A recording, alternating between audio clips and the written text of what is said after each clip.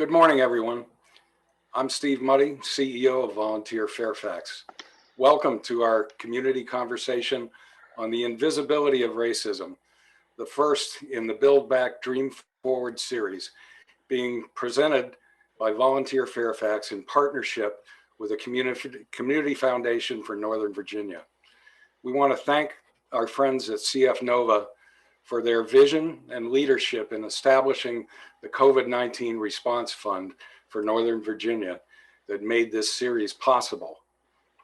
Among the more than 280 of you who registered, it's great to see many familiar names of our colleagues and quite a number of new names.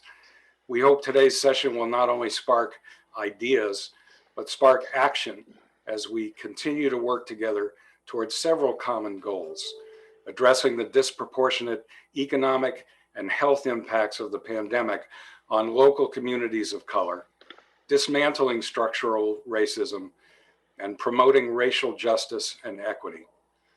I'm very excited about our panelists today, and I'm especially pleased to introduce you to our moderators. We posted their bios in several places, but let me summarize their qualification for facilitating today's conversation by saying that they're both members of our Volunteer Fairfax extended family.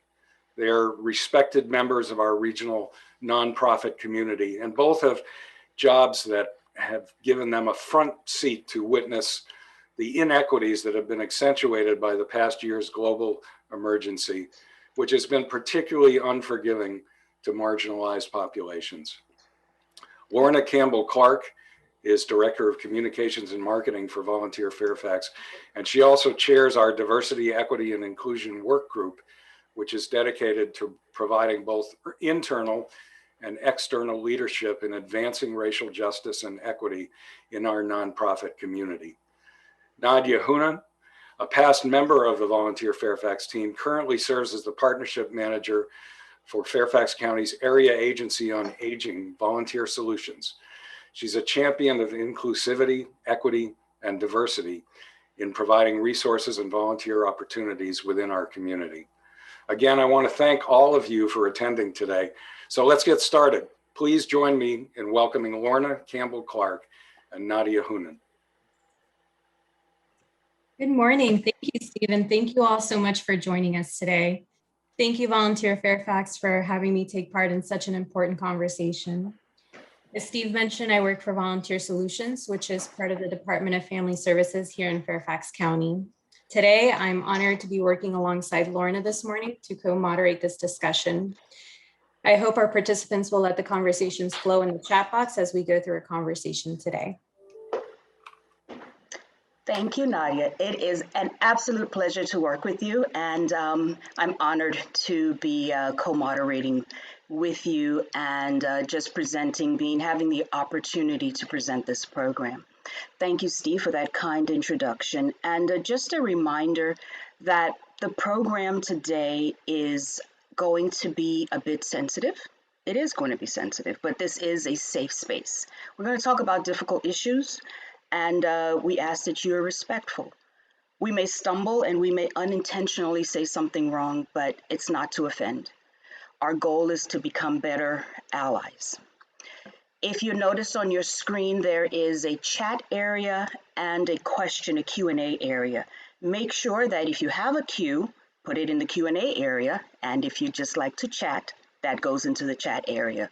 We have VF staff that's monitoring the both areas, and some questions and comments may be combined or edited for better clarity and understanding. We believe in self-care. If something that's said today triggers an emotion, and you need to go off camera, please do. If you need to take a break, please do. We want this to be a great learning environment. So in a few minutes, in about 2 minutes, we're going to go ahead and get started. We'll have opening statements from our panelists, followed by a robust time of Q&A. And then hopefully we will have some time towards the end where we'll have a little evaluation form, some reflections. But wanted to just bring a couple points up. Monday, May 31st, marks 100 years since the Tulsa Race Massacre, one of the worst episodes of racial violence in the United States history. An armed mob attacked Greenwood, a prosperous Black community in Tulsa, Oklahoma, killing as many as 300 people. What was known as Black Wall Street was burned to the ground. Eyewitnesses recall the throngs of men carrying flaming torches through the streets, setting fire to homes and businesses.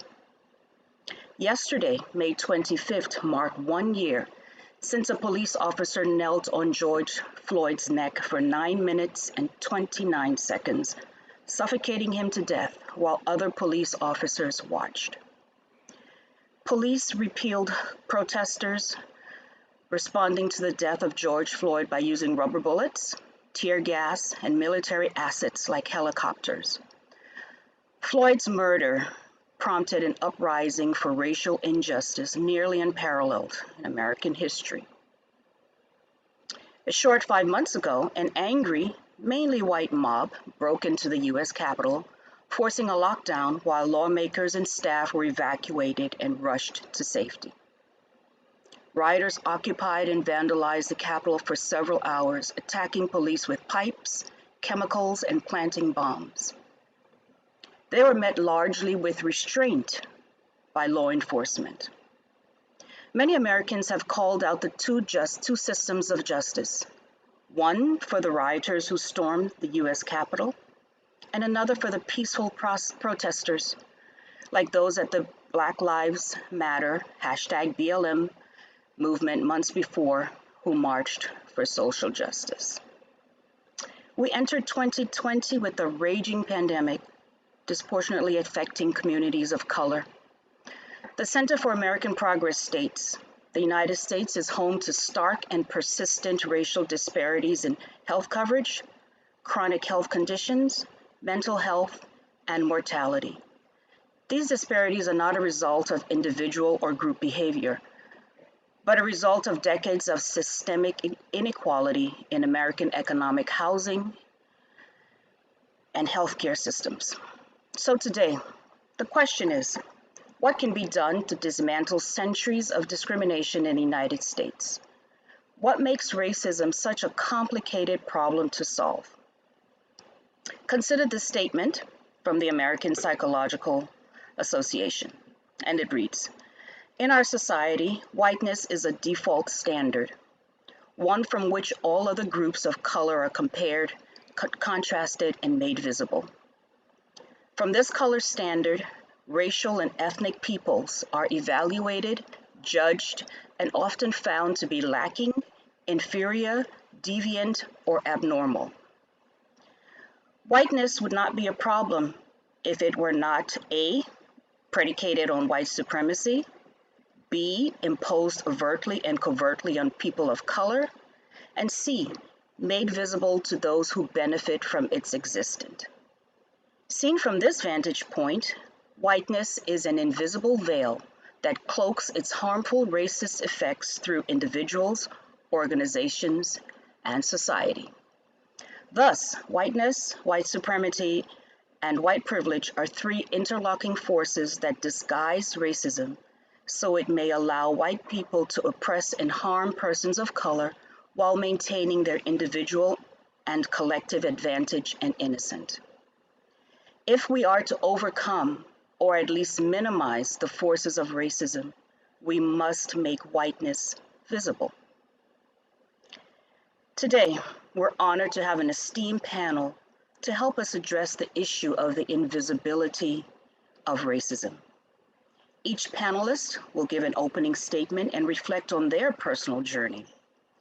They will share with us their perception of the invisibility of racism and how this has impacted them personally, professionally, and within their community. So as the YouTubers say, let's get into this. We'll begin with Tamara Lucas Copeland. Thank you so much, Lorna. I am truly delighted to be here today and to be a part of this conversation about the invisibility of racism. You know, I want to start by recognizing that I grew up in Richmond, Virginia. And Richmond is on the ancestral land of the Powhatan Confederation. The Powhatan Confederation was over 30 tribes, Native American tribes in Virginia. My maternal grandparents and my mother were a member of the Chickahominy tribe. So it gives me pleasure to acknowledge that. You know, when I was growing up in Richmond, I certainly knew I was Black, and I certainly understood prejudice and discrimination. I knew that there were people who simply didn't like me because I was Black. But what I didn't fully appreciate was racism.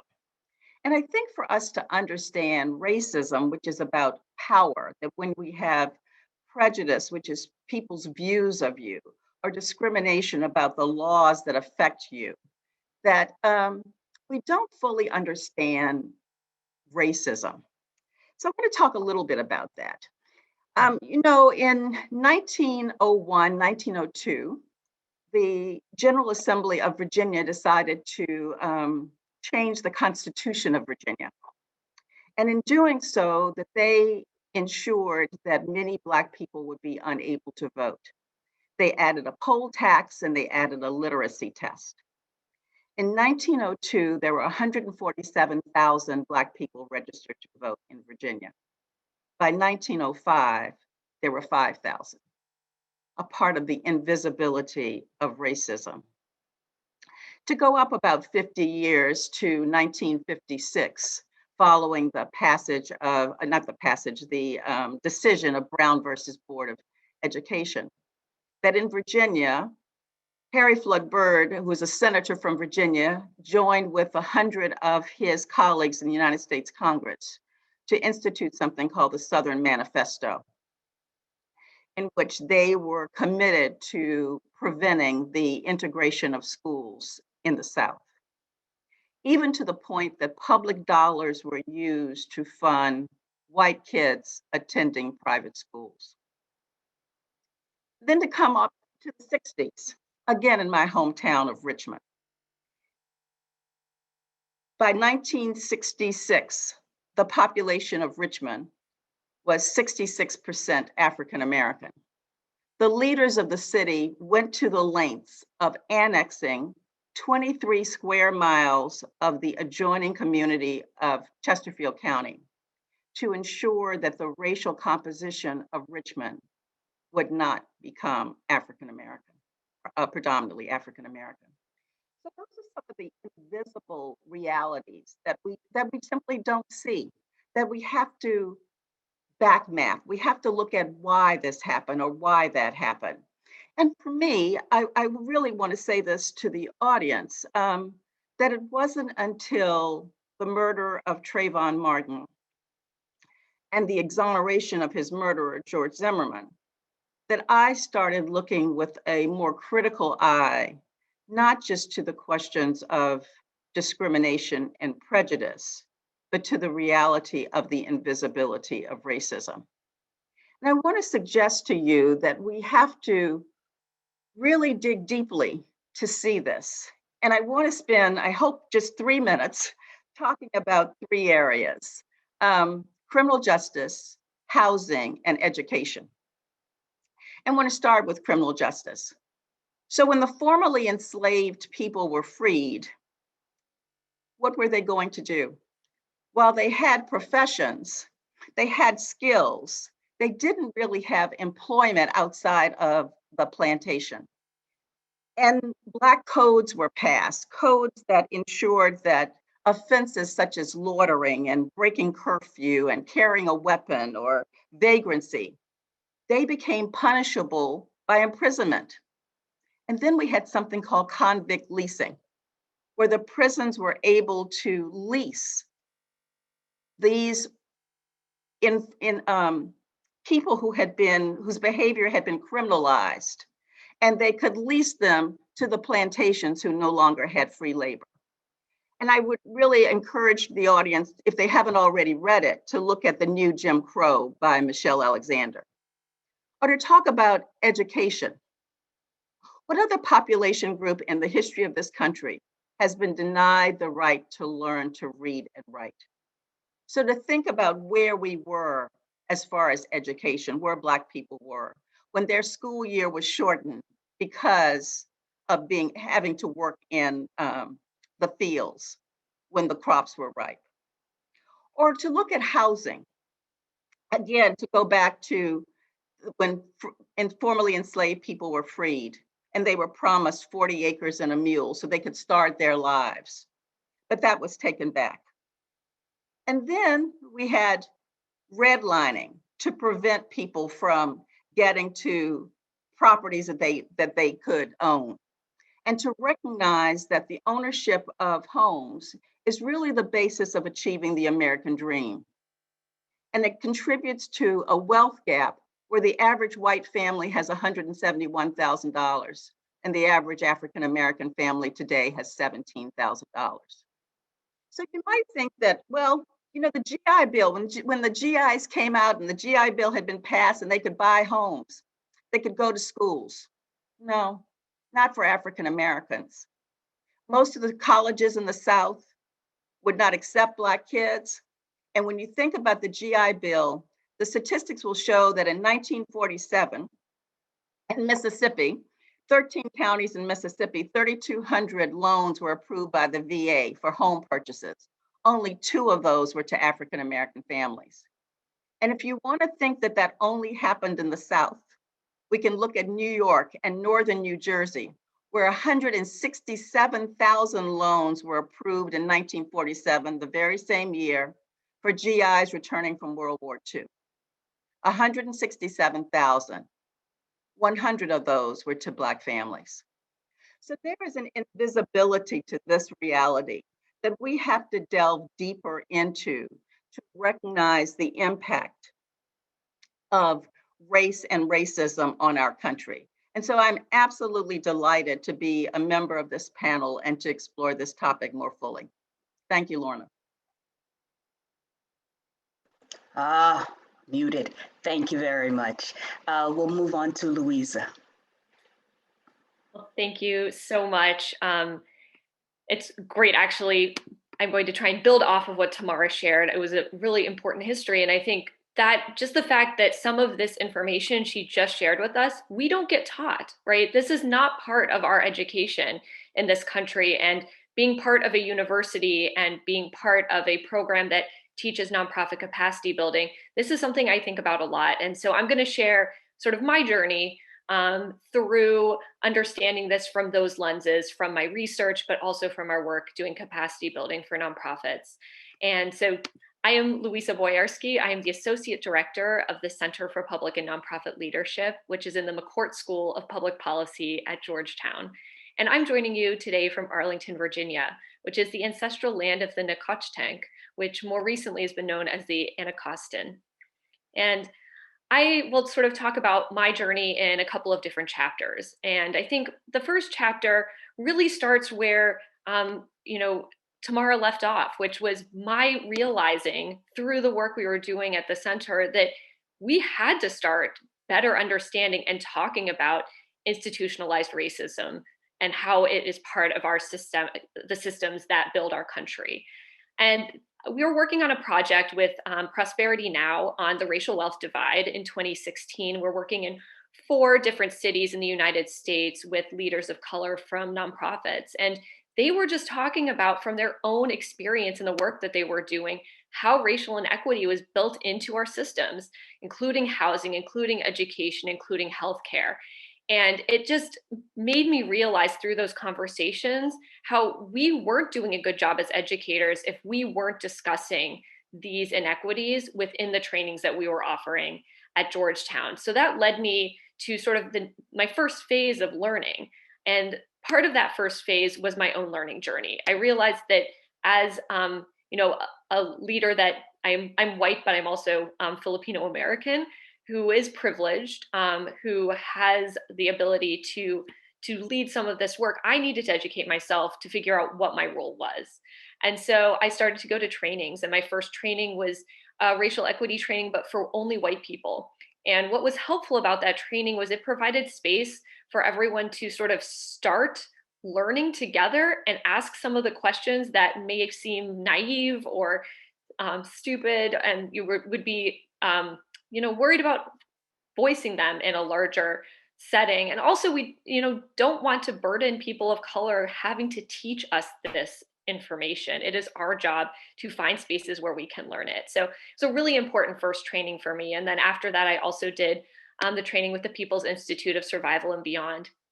And what the trainings helped me understand was my own relationship to racial inequity and injustice, and what it means to have privilege, and what it means to be anti-racist.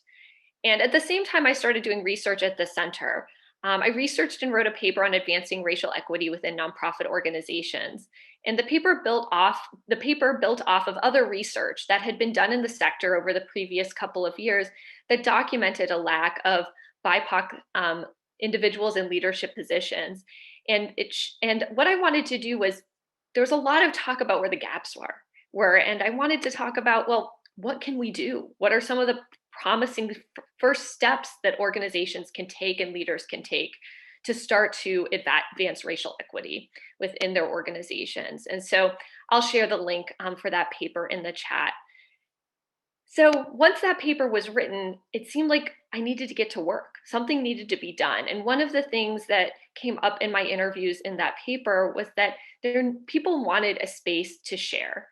People were trying to start these racial equity processes within their organizations, but it's hard to do that in isolation. It's hard to do that because it's exhausting, and you want to talk to others about the process that they're going through. And so I co-created a racial equity working group with an alum from our certificate program, just to provide space for this co-learning and sharing, and the ability to, hopefully not have everyone have to completely reinvent the wheel themselves, so we could learn from each other. That racial equity working group is still going on. It started 2.5 years ago. And since the death of George Floyd, we've started meeting monthly. We used to meet every other month, and people in the group said, we need more time together. This is serious, and we need to start moving this process faster. And so we've been meeting virtually for the last year.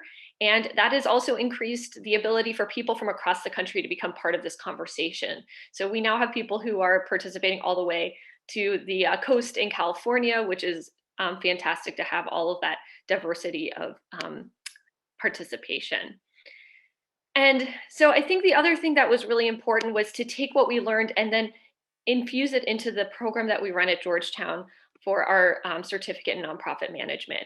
And that meant not just including it in the HR part of that program, but in every session that we taught. So that took, forced us to meet with all of our faculty, have working sessions to talk about, what does it mean to advance racial equity when you're doing governance? What does it mean to do it when you are fundraising? What does it mean to do it when you're working on your programs? And I think that has been a really important piece of this, because we have tried to expand through scholarships the number of leaders of color who can come to our program. But it wasn't okay to just teach them the same program and have them assimilate to what we were teaching previously. We had to change the content of the program. We've done that in a number of different ways, including additional sessions on talking about how to build power in communities. So the last stage, or the stage that I'm currently in, is really the more learning stage. The first part of that stage is that I've researched and wrote a paper on leading systems change, which highlighted the necessity of using a racial equity lens. As we know, systems are not going to change if power is not redistributed. And I'm working on a companion piece to that this summer on the role of philanthropy in systems change. And the last thing that has been part of my journey is I have been running a coalition of grassroots organizations in Virginia since Trump was elected. And this grassroots group is primarily white. And we've had to talk about and deal with the fact that it is not a diverse group of people. And so often members will come up to me and say, well, Luisa, we need to diversify. We need to bring more people of color to our meetings. And I pause and I look at them and I say, no, we don't need to bring them to our meetings. We need to go to their meetings. We need to go and show up in their space and listen to what their priorities are. It's not about us setting priorities and having them join us. It's about us joining them and realizing when it is our job to be an ally in the work, not the leader of the work. And so one of my next steps will be doing an allyship training, which I haven't done yet. But I will put a link to one that I highly recommend from Service Never Sleeps in the chat for those who are interested. So I just want to end very quickly with a couple of my lessons learned from this work so far. So the first is you're not really doing the work if you're not being critiqued. As we started to make changes in our certificate program, it was very clear that we were doing the right thing because people gave us feedback. And a lot of it was not great feedback. The first couple of years we were doing the work, and we had to be okay with that and just keep trying to iterate and change and try to continually make the program better. In our last iteration, someone applied to the program and they said, I've heard that this is a really great program for people of color. And I was like, oh my God, that's a really big deal. And that's something that we continuously work towards to create space that can be a safe space for all of us to be learning. It's also important to be vulnerable and feel uncomfortable and embrace that and let people know when you feel that way, especially as someone who is white and privileged. I think it's very hard for white people to understand what their role is. And so I try to, as much as possible, talk about, when I've had to lean into uncomfort and what that can look like. And that's part of the work and that we have to be okay with that.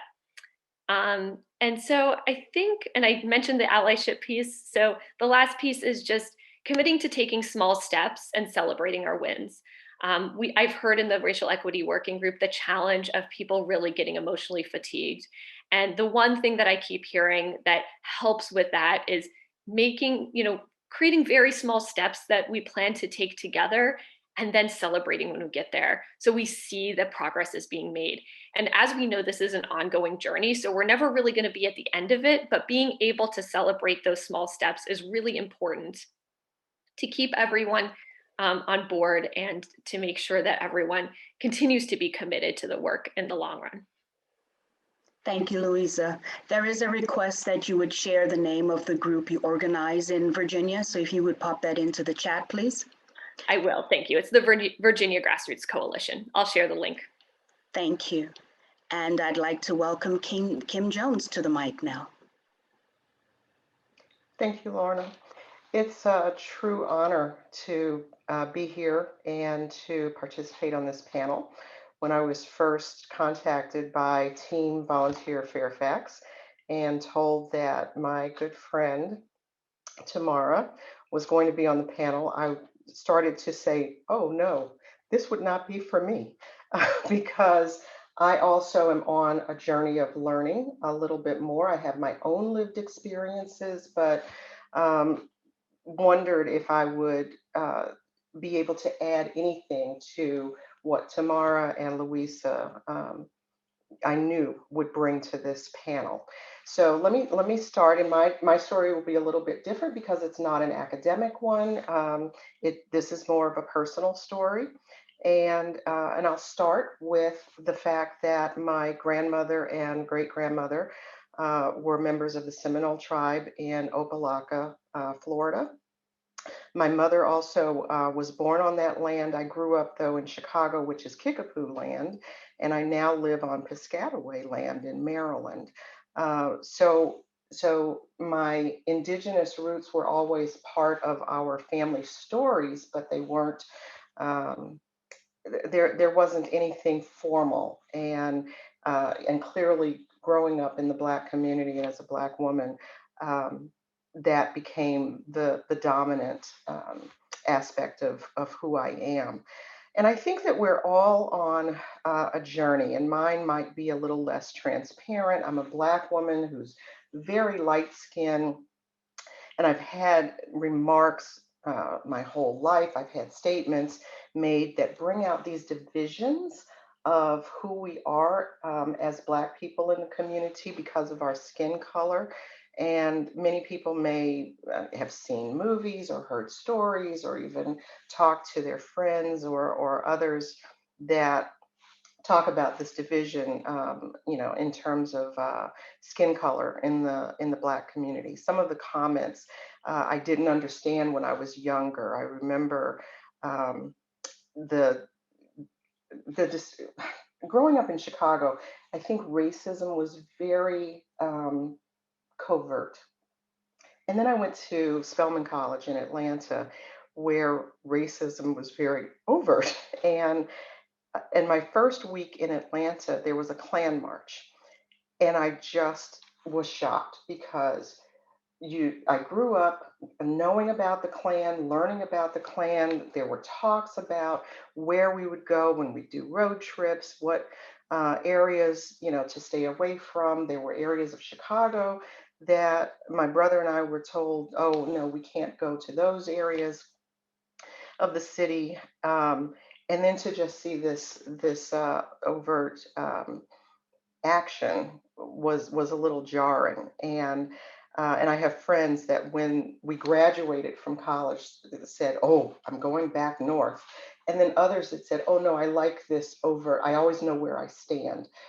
So I'm staying in the South. And I thought that was very interesting. But I think the first time I really experienced, I guess, outright racism was walking into a department store and mindlessly just kind of roaming around, but being with others who were dark skinned, college classmates, and seeing the harassment. We had separated and gone, to different areas, and kind of seeing the harassment and wondering, well, what is this all about? My husband, who's dark skinned, we can still walk into stores or other places, and I can actually see the difference between what treatment I receive and what treatment he receives to this day. And I guess I always wondered, so does my skin color give me this advantage? Am I buying into some narrative that has been perpetuated about skin color and race? And due to my experience, listening to disparaging remarks that have been made about Black people by other white people, unaware that they were talking to a Black woman. Not a friend, but a colleague of mine once said, you have the advantage of knowing how people really feel or what they're really thinking because they don't know about you being a Black woman. Well, they don't know that there are light-skinned Black people. So, I've called it out. Sometimes there are backhanded comments that I think people believe are compliments. You do good work for a Black person. You talk so professionally for a Black person. So there are all of these other things that I've kind of lived with. So, when the question comes up about the invisibility of racism, maybe I didn't know it was racism all along, but I knew that there was prejudice, and I knew that there's bias, and I think always known my whole life, and even among other Blacks, you don't know what it's really like to be Black because you're too light. So I was less assertive in my younger years. I always spoke up, but I was less assertive. And as I've matured, I think some of those filters have started to fall off. I think always been the quiet activist. Well, maybe I'm not the activist, but the quiet advocate. Working behind the scenes to make change and to increase people's awareness. I learned to code switch very early. If anybody knows what code switching is, and I don't do it as much. I think I'm in my older years now a little bit more authentic, and and that becomes that thing where it almost feels like you're bilingual.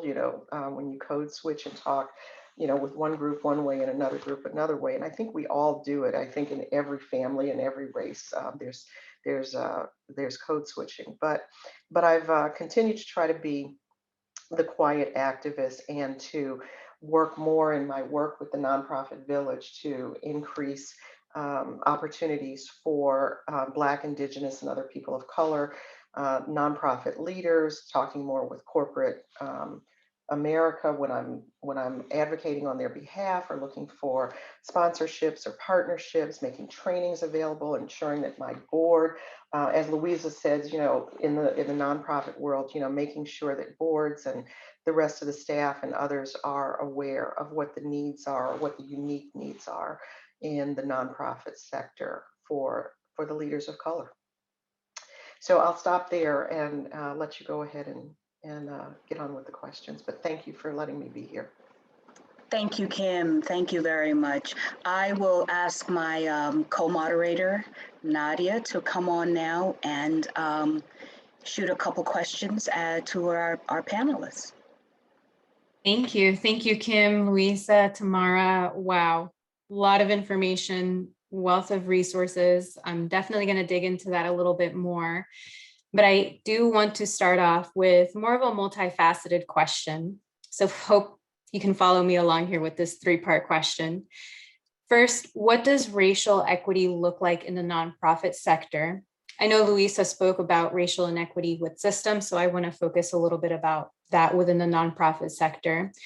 Can you give examples of nonprofit organizations that are leading the way in this area? And can you describe the journey these organizations took to become more equitable? Whoever wants to start, go ahead and jump in. I'm happy to start if it's helpful. So the journeys that nonprofit organizations take are varied. And I think one of the things we talked about coming into this session was the focus of doing these journeys at the I level, which is the personal journey, the we level, which is sort of the organizational journey, and then the us level, which is, the community and the systems. And nonprofits start at different stages depending upon, either one, where they feel most comfortable, or two, where they're called to get involved. So we just had a working group meeting yesterday, and we were talking about some of the journeys different organizations had taken. And one of the case studies was a organization where the nonprofit leader herself really felt like something needed to get done. And so she first, did her own learning, but then tried to take the organization on its own learning journey. And now is at a point of actually putting together a plan, a DEI strategic plan for the organization. But another organization said that they were doing work in the community, and they were getting requests from their funders to say, well, how are you involving community in your work? And so the first thing they started doing was really thinking about the us, which was, if we're going to go into communities and provide policy recommendations, how are we including those community members in early discussions about what these recommendations should look like? So instead of us being the experts, looking to them as the experts and involving them in that process. And I thought the best part of that story was that, she shared, in fact, we wanted to bring on a consultant to help us figure out, well, what should these MOUs look like with these community organizations? And then they decided, wait a minute, why are we asking consultants to do this? The nonprofits themselves are experts. So they've paid local nonprofits to serve as their consultants to review these memorandums of understanding for this work that they're doing within community. And so that's another place that you can start. I think the one thing that I hear from most organizations, though, is, there has to be an initial stage of learning. It's very hard to do this work if we don't all have, at least within our organization, some agreement around the language and how we're going to engage with each other to do the work. And so there is a bit of a learning stage. Then it seems like most organizations get to a point of, okay, let's try to do some of the low-hanging fruit. Maybe there's some things that are pretty obvious that that won't be that hard to change, but we've just not been aware of them. And sometimes to figure out what those things are, they do an initial survey or assessment of the organization to find out, well, what do people think who are on our staff? what are the challenges that they encounter working at this organization? Again, yesterday, one of the leaders said she had noticed that they were pretty successful hiring people of color into their organization, but they didn't stay. And when people don't stay, there's a reason, right? And so it was by doing that assessment, they were able to start to see where those gaps were, and were able to start to make some changes. But overall, what seems to be the most important part is to have top leadership invested in the work, because to really make this serious and long-term, it needs to be part of a strategic plan, and it needs to be funded. And that means prioritization. And you need to have the executive director, and you need to have the board on board, and often when possible, leading the charge for this work, because that's what it's going to take to really start to do the work within our organizations. And then we can get back to the systems piece as well. I don't want to take up too much time, but I think the organization piece is really important, because we can't do systems work if we're not doing the work internally within our organizations, at least concurrently. It's disingenuous to say we need to change systems when we can't even dismantle the systems that we're working within and a day-to-day basis. Thank you, Luisa. Tamara, Kim, would you all like to add to that as well? Well, I certainly want to underscore Luisa's comment about leadership, that leadership matters, and that you have to have an authentic belief that there are inequities. And I think far too few people actually see them. And that's why I am so committed to the topic of invisibility, because I think that folks don't really see the inequities that exist. And while diversity is certainly important around staff and board, but it's far more than that. That is an entry point. It is a portal into the organization, and I'm not minimizing it.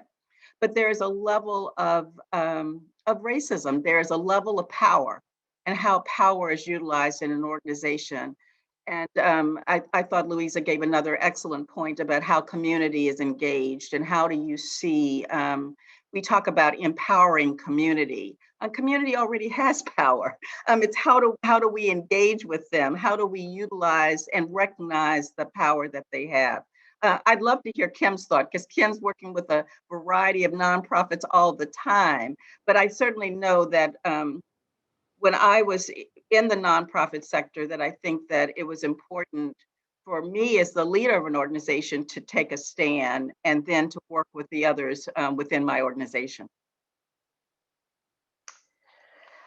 Thank you, Luisa and Tamara. And again, I am not a diversity, equity, inclusion, access expert, but I do feel and have long felt, and it's been part of our work at Nonprofit Village for a few years now, even before this whole reckoning started to take place a year or so ago, and accelerate what people are trying to learn and do. But have been interested in what happens with leaders of color in nonprofit organizations, and was part of a study that a friend of mine, Dr. Alicia Williams, when she wrote her dissertation on Black women executive directors in nonprofits, and she had so many questions and that brought out so many emotions, but it also caused me to think very critically about where I was, but I was sharing with my own board, what I was recognizing in other organizations. And I think it's very interesting that nonprofits are entities that are actually designed to create some change. They're mission-based organizations, and that's what they do. And you would think that in an institution like a nonprofit organization, there would be less of this racism and everything else that we're dealing with. But those vestiges of bias are there. The assumptions are there.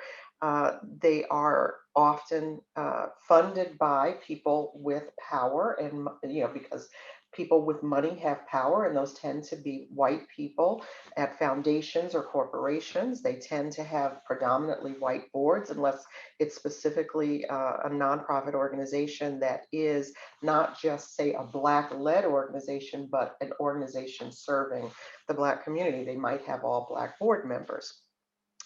But trying to recognize, I think, a little bit more of what those leaders need, and how we can help in order to bring some support to that, and then explaining that to my board, that that's an area in which we have to go a little bit deeper.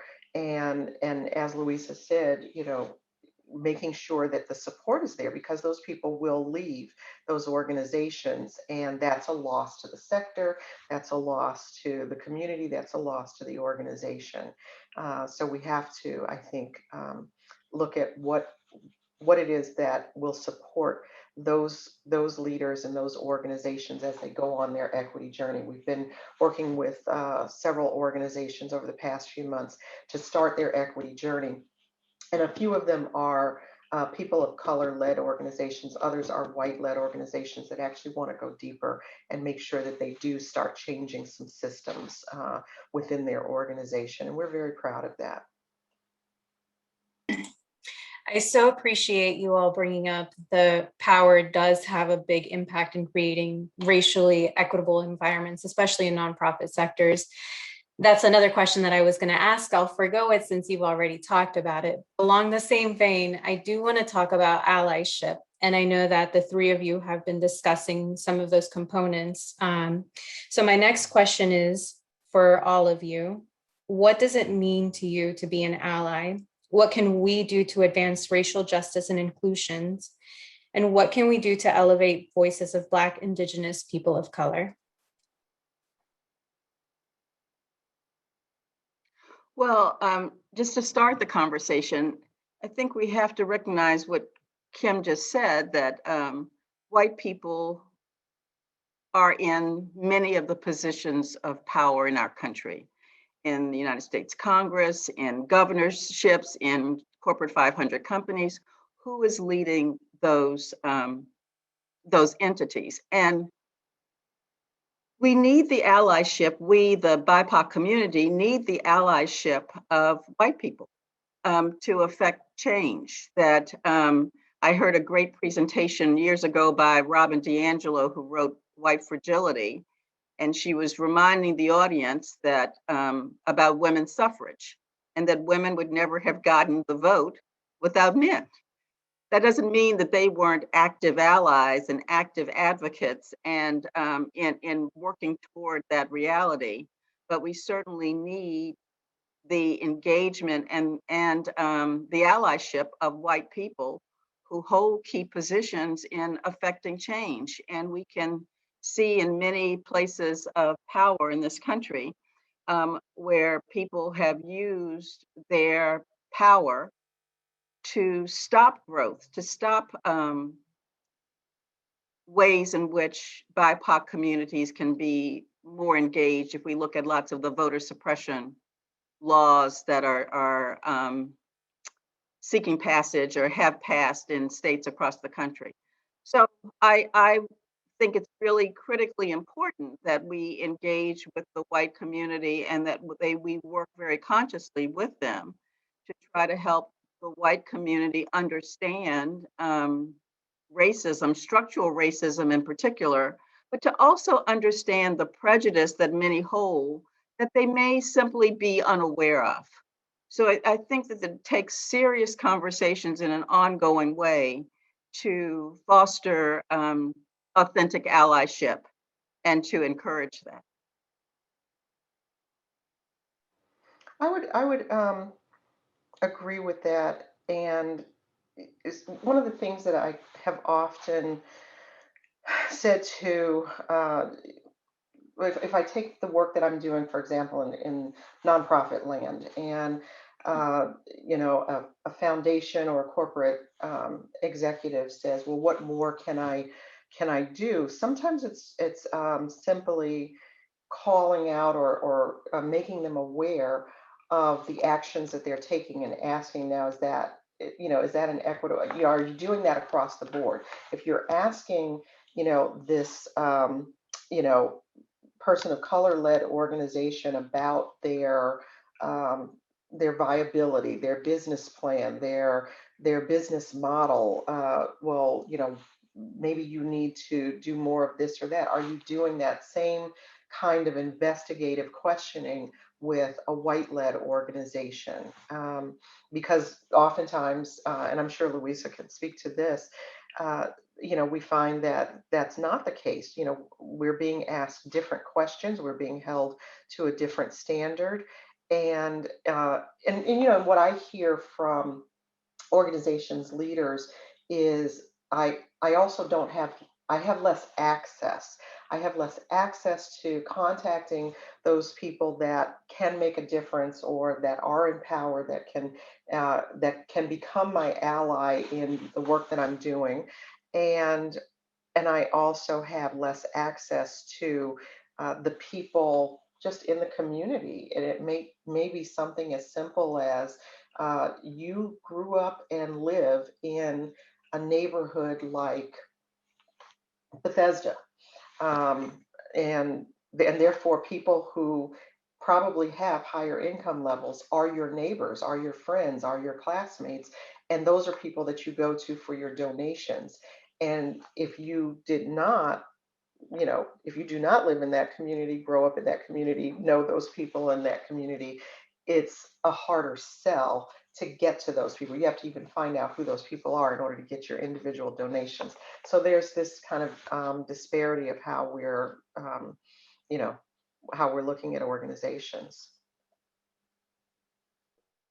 And I spoke a little bit about allyship previously, but I think, tying back into Tamara's point about the power dynamic, I think it's really important that white leaders learn to be the ones to call out when there is, as Kim said, clearly people are being treated differently, or to call out microaggressions. A lot of white people don't know what a microaggression is. And if you're somebody who does and you see it happen, to say something.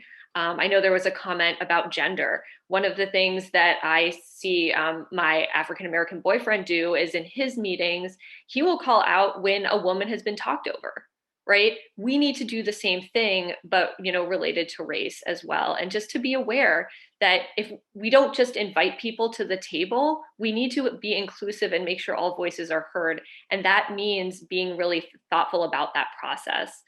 Another piece that goes into this is when you have a racial equity working group, not assuming that needs to be led by a person of color, or potentially having a co-lead so that you do have white people standing up and carrying the burden of some of the work, because they are part of the systems that need to be dismantled.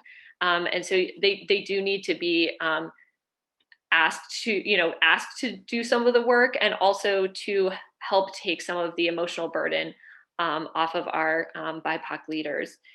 I think, as Kim says about creating access, I think that's so important. And one of the things that I've been doing with our coalition is, as groups come in and say, we have these resources, who could use them? The first groups I send them to are groups of color who are working in communities of color, because that's where we've been under-resourced. There is no reason that, our groups, can find ways to pay for resources. If we get new and free resources out there, how are we distributing them in a way so that we are empowering and actually, as Tamara said, they already have power, but are giving resources to the people who need it to be able to have their voices heard as loudly as our voices are heard.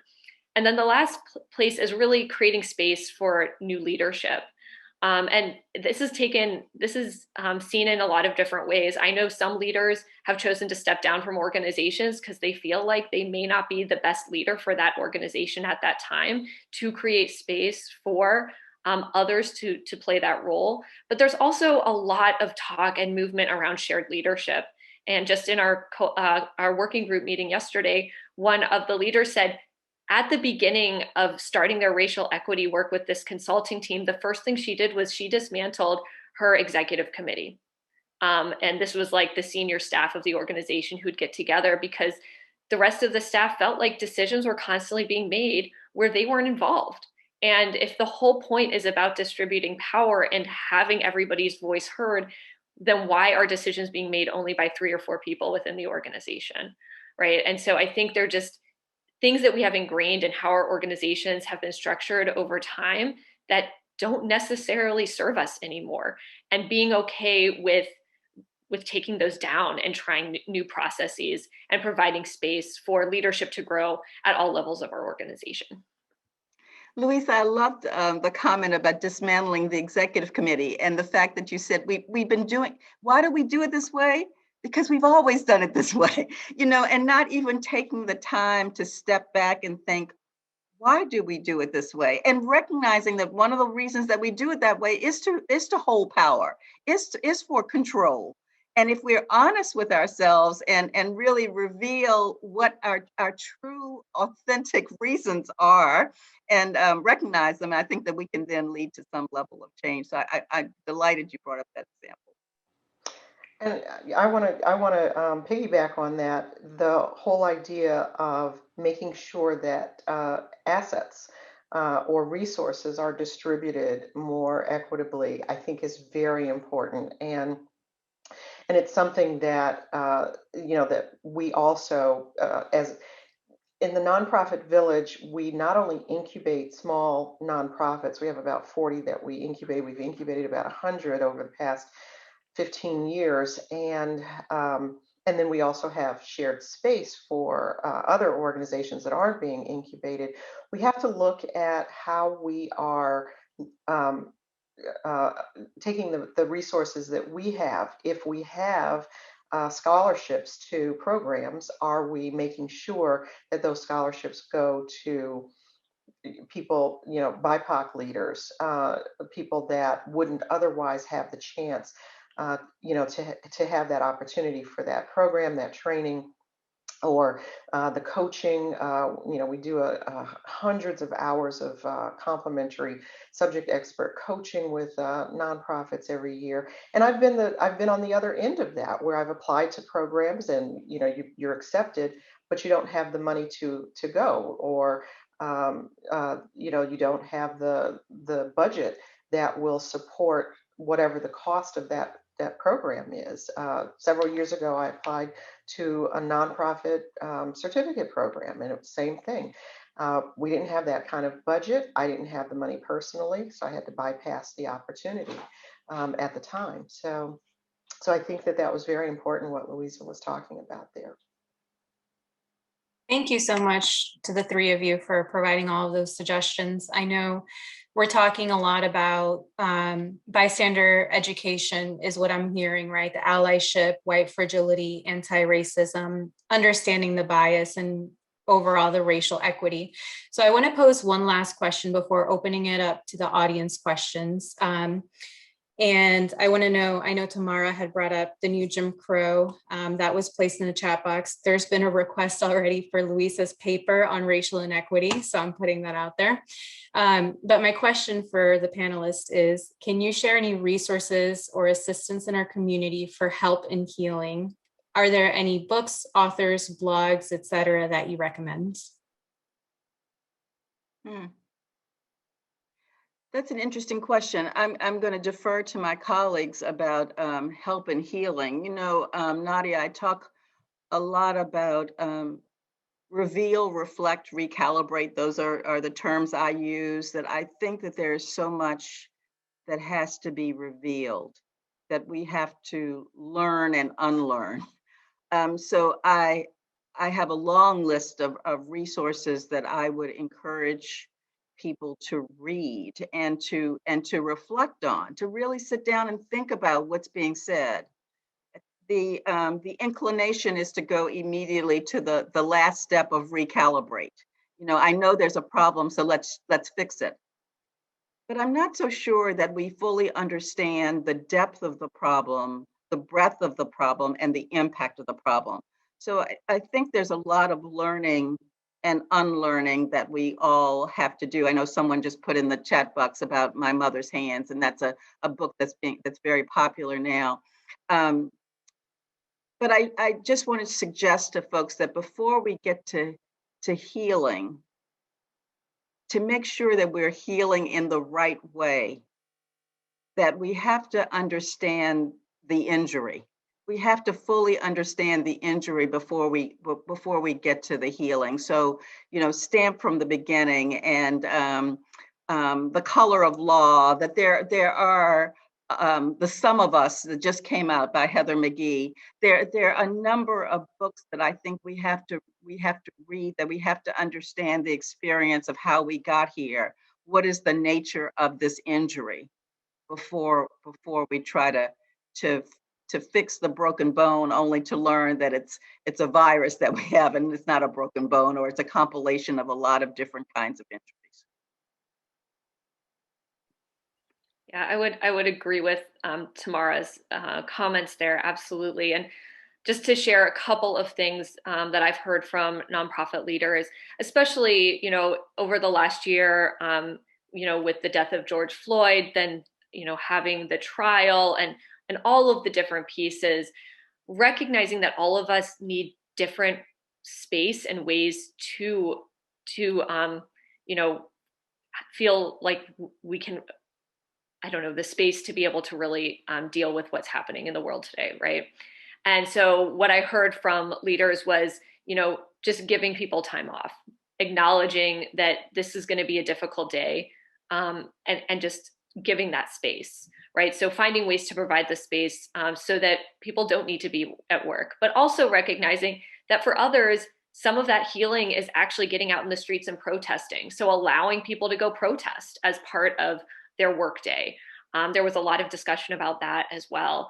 And so it's just rethinking what it means. Oh, and I think the last thing, and this isn't exactly related, but recognizing that, within our organizations, when we do have, say, professional development resources, allowing people to use that for whatever type of development they want to do, that it doesn't have to just be a skill set that you see as directly related to their job. Maybe they want to go to bystander training, or they want to go to allyship training, and that's not necessarily written into their job description. But shouldn't we be, providing the opportunities for that type of growth as well? So I think those are just some of the more practical things that I've heard from nonprofit leaders who have been trying to figure out, how do you provide that space within your organization? Oh, and the last one was one of the organizations has lunch and learns, I think, every month. And they've actually just turned it into a sharing space so people can come and talk about whatever it is they just need to talk about, whether that's what's happening in the news, what's happening in our world, about something they've read recently, some trauma that they're experiencing. So they're trying to find ways to create the spaces for those conversations that typically in our workplace, we don't historically make space for, and we don't believe need to be discussions that we have at work. So those are a couple things. And I would say that there's lists and lists. I think we probably all got them up on websites, or we've got lists bookmarked, or whatever. I think kind of wrapping up from what Tamara and Luisa are saying is, I think it's important to read, to find something that you want to read and that's important, to keep reading, because then you keep learning.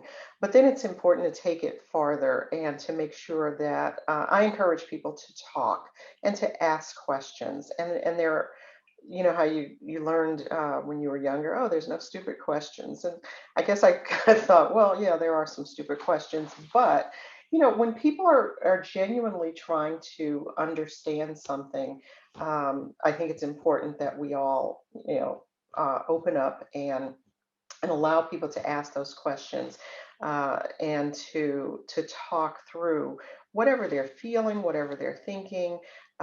If it's white people that are asking questions about what their actions have been, or what their concepts of things have been.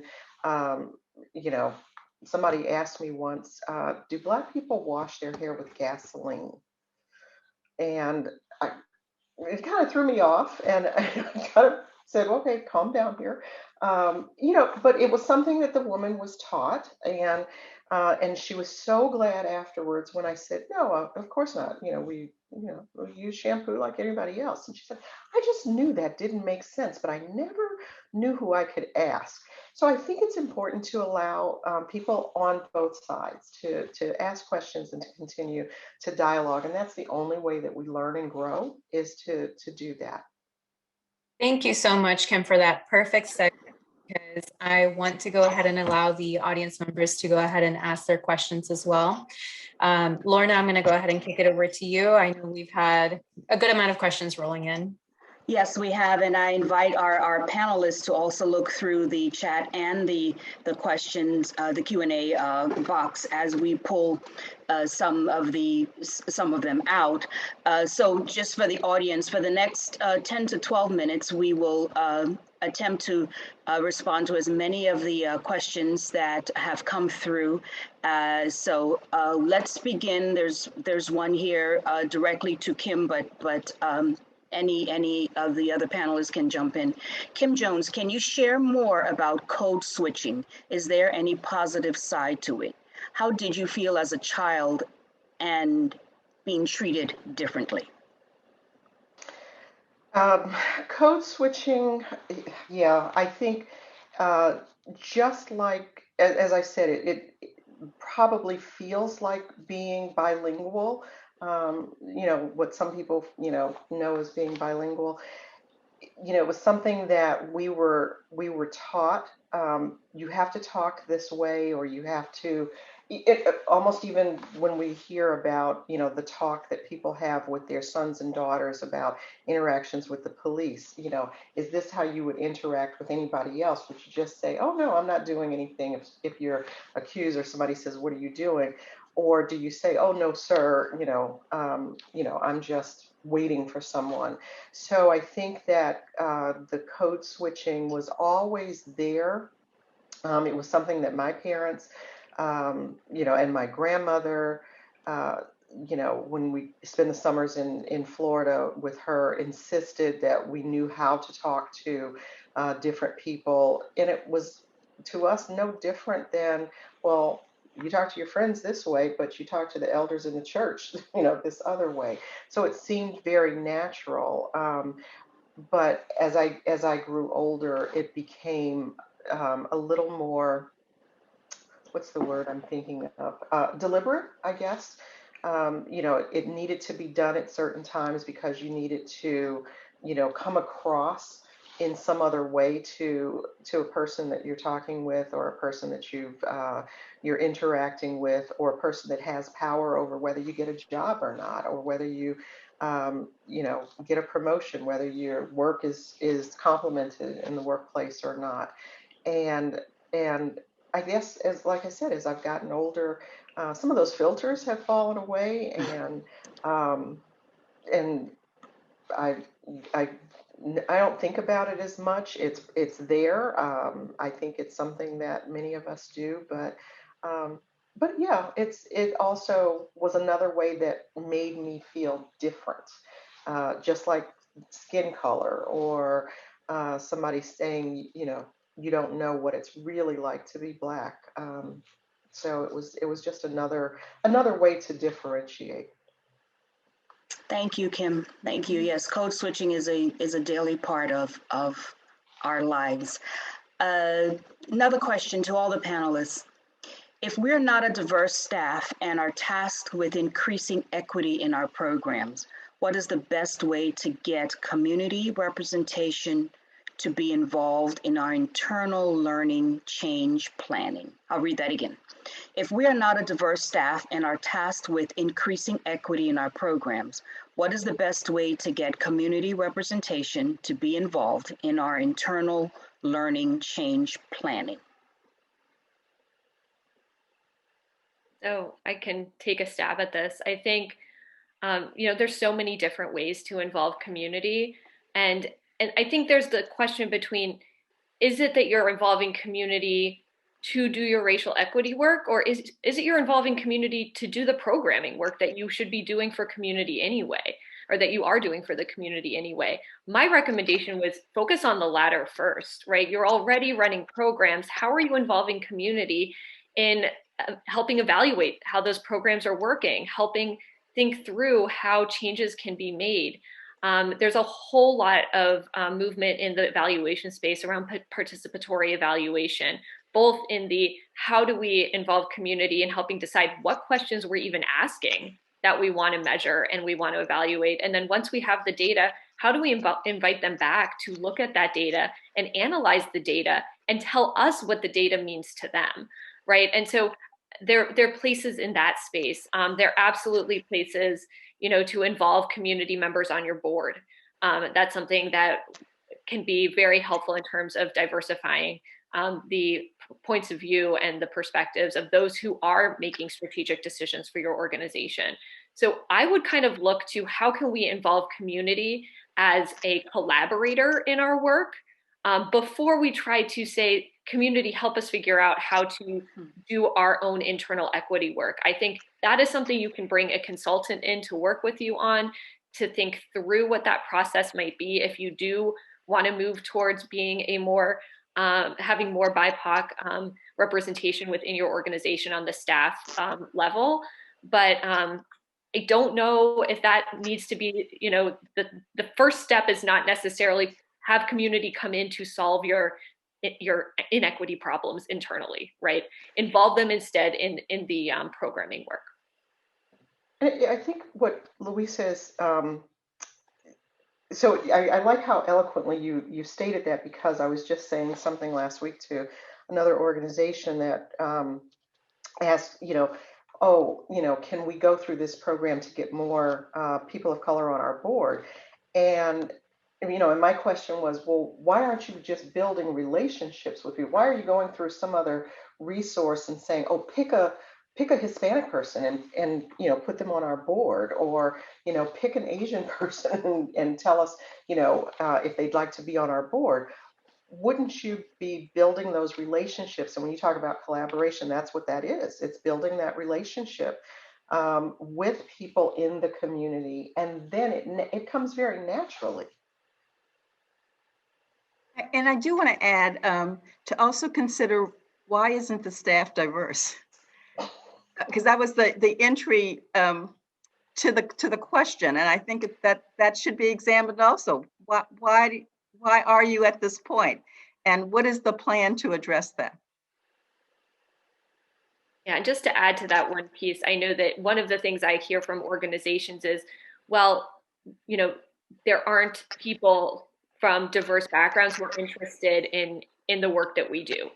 And I've, even in the research that I did, there were organizations who acknowledged that there are not very many people, for example, who are leaders or are leaders of color who are in the environmental space. And they said, but that doesn't mean we don't work on it. And so the first thing they did was they said, how are we providing scholarships for BIPOC interns to start getting experience within our organization, so they see that this is a legitimate, career choice after school. And so there's always a place to start, even if you're struggling to figure out how to bring in these diverse voices, as Tamara said. They're easy places to sort of make some initial steps. So I have so many questions, but with about 15 minutes left, here's one that I think it's pretty interesting. There are many different acronyms: DEI, DEIB, JEDI, and so on. On which letters do we believe we as practitioners should focus on? Because I also saw in the chat someone put in, they're asking questions, what's BIPOC? So there are many, many acronyms. Which ones do we focus on? All, none, some? Well, I don't know that there's an acronym necessarily that you have to focus on, but I do think that you have to have a shared vision. So as you're talking to whomever you're speaking with, to make sure that you're using the terms in the same way. I know when I was with the Washington Regional Association of Grantmakers and we started the work on putting racism on the table, we very quickly realized that people were using terms differently. and interchangeably terms that weren't necessarily interchangeable. So when you're a part of a committee or a group that is beginning work in this area, I do suggest that you define your terms as an initial step to make sure that you're having the same conversation and you're trying to address the same thing. Yeah, I absolutely agree. There are going to be probably even more terms the longer we do the work. And so I think it's the agreement, not just on I think on the terms for sure, and also on the values that are related to why you're choosing to do the work. And so the DEI plan that we looked at yesterday in our working group, they included values like accountability, right? We're not just going to be setting these goals for ourselves, but we're going to make them transparent and public so others can hold us accountable. And then the other one was joy, right? And it was just the joy of celebrating all of our, all of who we are and what we bring to the organization. And I loved the fact that they said that, and they said, given the work that they did, they said, and it's not just joy in general. For them, they deal with sexual reproduction and different rights, different women's rights. And they said, for us, it's about joy within our own bodies, and it's just really making it specific for that organization and the work that you're doing. And so in their organization, it's joy. In the teaching space, a lot of the discussions about belonging. Right? It's not enough to just create space for people to come in. They need to feel like this is home for them. And how do you do that? Right? So I think the different words are very important, but deciding which words are important for what you do is the important part. So we are wrapping up in about another 10 minutes. We would like to digest just about everything that we've heard today in the past hour and 15 minutes. And I'm going to ask the panelists to take 2 minutes and just reflect, give us an action item, a takeaway. Just what is the one thing that you want this audience to leave with and reflect on and act on? Just give us that 2 minute. If I can say anything, this is what I'm gonna let this audience. This is what I want to share with the audience. So, can we start with Kim? Well, that's hard. I believe I want the audience and those people that the audience members then go on to touch to be more aware, to continue to, as I said earlier, learn, whether that is through reading, through dialogues like these, through opportunities to have individual conversations with other people and people that represent all of the different aspects of our society. And to learn from every opportunity. I think that's the thing that I'd want people to take away. It's not hard. You have to do the work, but it doesn't have to be hard. It just has to be a growing and learning process. And I think that is probably most important. To build on what you know, to build on what you are learning, to build on whatever the stepping stones are, to do more, to do better, to do further work, and really be there. Just be there and engage. Do it wholeheartedly. Thank you, Luisa. So for me, I think it would be to challenge everyone to think about what is one way that they can start to share power, right? So first to think about what power do you have, and then what power can you share?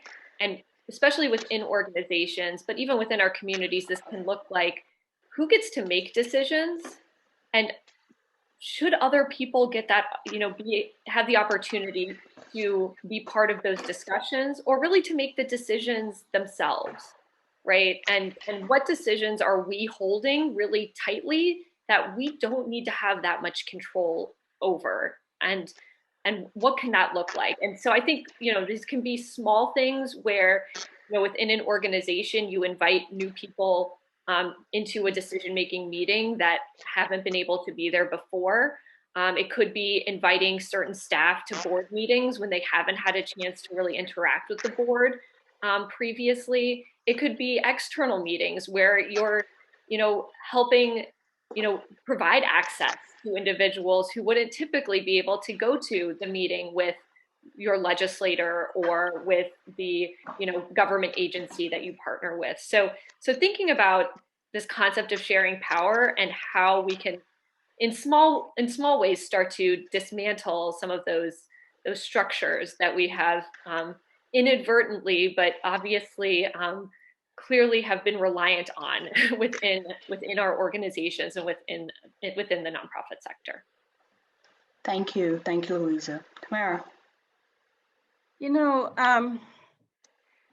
So I had a few minutes to think on what my answer would be, and that I didn't have enough time. So I guess the main thing is to recognize that racism is real. Our country was built on a racist ideology. And it is these messages are constantly reinforced. So I want to urge the participants in this session to sit back and think whenever something is presented to you. What are the undertones? What is advantaging one group of people over another? I just want to leave you with an image. When Hurricane Katrina hit, there were many pictures that came from New Orleans. And one picture showed a Black man trudging through thigh-high water, and he was carrying a bag of food and things on his shoulder. Another picture showed a white couple essentially doing the same thing. Both pictures were captioned, not side by side, but separately by the Associated Press. The white couple, the caption essentially said, "People continue to struggle to find food." The caption for the Black man doing essentially the same thing said, "Looting continues." That's important. It's important to see that the white couple was finding food. They were surviving. They were overcoming an extraordinary circumstance. The Black man was identified as criminal. He was looting. And we don't see these messages that are so subliminal, that are often passed on to us. We don't see them unless we stop to look for them. So I just want to leave the group recognizing that race and racism is real in our country. It is not addressed easily, but it takes all of us to act individually, to act organizationally, and to act societally. We all have a voice and we all have a role to play. So I'm just so pleased to be a part of this conversation, and that Volunteer Fairfax is leading this. So I appreciate the time.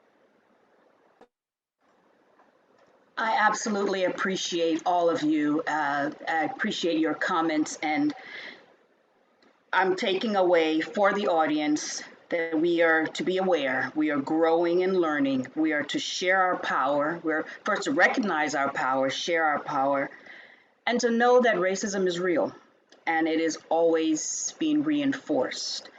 And it takes all. And we can begin to effect change. And we have the tools. We have it all within us to do so. I am absolutely honored to have been able to co-host this program this morning. I am very grateful to Volunteer Fairfax, as well as the Community Foundation of Northern Virginia. But before you guys start clicking off, please complete our evaluation form that will pop up in the next second or two. And if somehow technology fails you, we will also email it to you. But I wanted to just thank Nadia for coming alongside of us and supporting this program. I'm especially grateful to our panelists. You guys have brought so much knowledge and candidness and understanding to a topic that we face every day. Due to our grant from Community Foundation, we have a second community conversation coming up, and that will be on Wednesday, June 16th. And this one speaks specifically to volunteer engagement systems, and just basically saying there's no one right way. So please click on the link and join us. But I just wanted to, oh, it's 11:27. So we're actually able to give you back some time, and want to leave with this most profound quote, which I think encapsulates everything that our panelists have said and that some of our audience members have also shared in the chat. And it's from Maya Angelou. Do the best you can until you know better. Then when you know better, do better. So we'll leave you with that today as we begin our Memorial Day weekend, and as there's some key anniversaries coming up of some pivotal changes affecting our society. One was yesterday, another one coming up on the end of this month, and also a Memorial Day recognizing those that have sacrificed for our country. Just want to thank you all once again on behalf of Volunteer Fairfax and Steve Muddy, our CEO, and all those that put this presentation together. Thank you very, very much for joining us today. And we know better, now we will do better. This is Lorna Campbell-Clarke signing off. Thank you very much. Bye-bye.